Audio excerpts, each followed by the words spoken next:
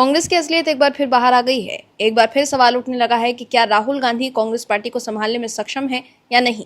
जयराम रमेश, पवन खेड़ा और सुप्रिया सुले जैसे कांग्रेस के नेता राहुल गांधी को जननायक साबित करने में लगे हुए हैं, लेकिन कांग्रेस के कथित जननायक की कांग्रेस के नेता भी नहीं सुन रहे हैं, तो देख के लोग क्या सुनेंगे। ऐसे में सवाल ये उठ रहा है कि राहुल गांधी जब कांग्रेस पार्टी को नहीं संभाल रहे हैं तो देश को कैसे संभाल पाएंगे। दर्शकों, कांग्रेस लगातार राहुल गांधी की सियासी लॉन्चिंग करने की कोशिश कर रही है, लेकिन हर बार राहुल गांधी की सियासी लॉन्चिंग फेल हो जाती है। वहीं अब पार्टी के बड़े नेता ही असलियत बाहर लाकर पार्टी की मुसीबत बढ़ा रहे हैं।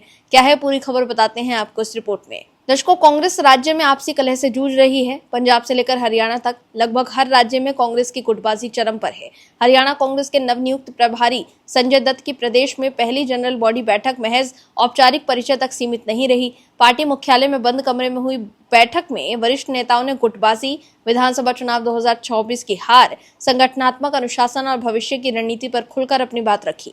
वहीं इस दौरान कांग्रेस सांसद कुमारी सैलजा ने कहा कि गुटबाजी नहीं, अलग अलग समूह होना स्वाभाविक है, लेकिन स्थिति तब गलत हो जाती है जब कार्यकर्ता एक दूसरे के सामने नमस्ते तक नहीं करते। वहीं पूर्व मुख्यमंत्री भूपेंद्र सिंह हुड्डा और रणदीप सिंह सुरजेवाला का पुराना झगड़ा नए अंदाज में सामने आ गया, जिसमें हुड्डा को सुरजेवाला की सलाह है कि अब वक्त आ गया है कि वो कमान छोड़ दें।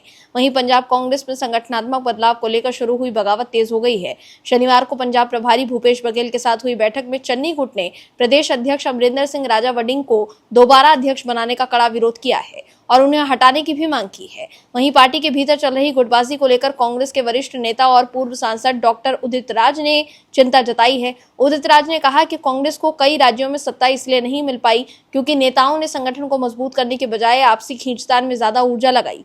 उन्होंने कहा कि उत्तराखंड में हम जीतते जीतते रह गए, सरकार सजी हुई थाली की तरह हमारे सामने थी, लेकिन आपसी गुटबाजी के कारण हम हार गए।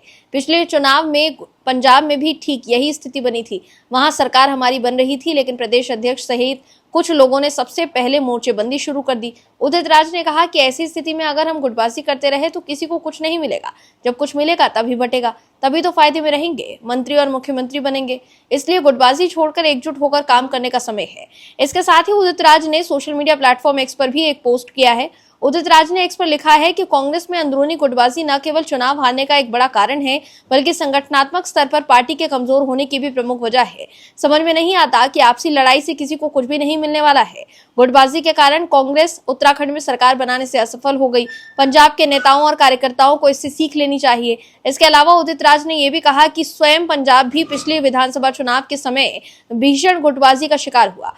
पार्टी के अध्यक्ष ने मानो सुपारी ले रखी थी कि अपनी ही सरकार के हर निर्णय का विरोध करना है और परिणाम था हम हारे।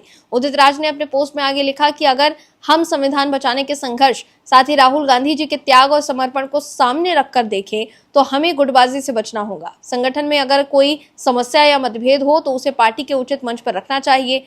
तो देखा आपने कैसे उदित राज भी मान रहे हैं कि राहुल गांधी की कोशिशें बेकार जा रही हैं और पार्टी के नेता एकजुट नहीं हैं। ऐसे में सुप्रिया सुले, पवन खेड़ा और जयराम रमेश जो राहुल गांधी को जननायक साबित करने में लगे हैं, उनके लिए उदित राज का यह बयान करारा जवाब है कि अगर राहुल गांधी वाकई जननायक होते तो पार्टी के तमाम नेता एकजुट होकर उनके पीछे चल पड़ते, लेकिन पार्टी के नेताओं पर ही राहुल गांधी की बातों का असर नहीं पड़ रहा है। पंजाब के बरनाला में रैली के दौरान राहुल गांधी ने कांग्रेस नेताओं को कड़ी चेतावनी देते हुए टीम वर्क पर जोर दिया था। राहुल गांधी ने कहा था कि पार्टी से बड़ा कोई नहीं है और जो नेता टीम प्लेयर की तरह काम नहीं करेगा उसे रिजर्व खिलाड़ी बना दिया जाएगा।